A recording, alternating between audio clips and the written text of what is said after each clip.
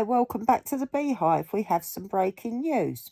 If you remember a while back when Russia attacked Ukraine, the British public were asked if they would possibly house and take care of some Ukrainians, mainly women and children, while the war was on, because the men stayed behind to fight.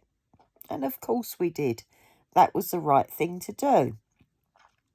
It was under the proviso that many of these Ukrainians wished to return home after the war was over. Of course they did. They'd left their homeland behind. They didn't ask for a war. They didn't want a war. They didn't ask to come here, but they needed safety.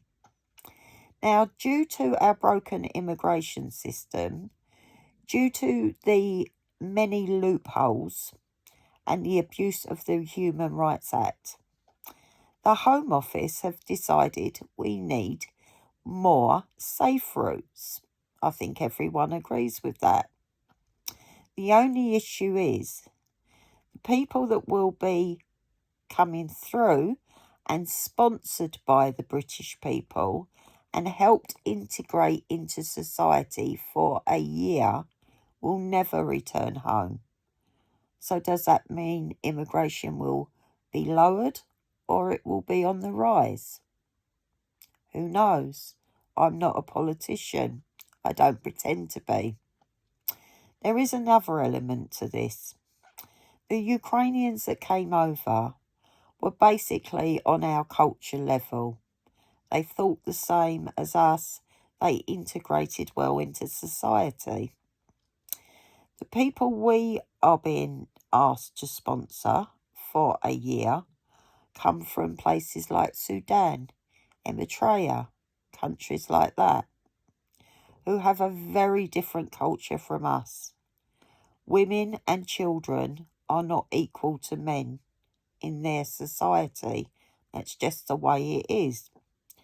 Through no fault of their own, many have been brought up from a very young age to fight.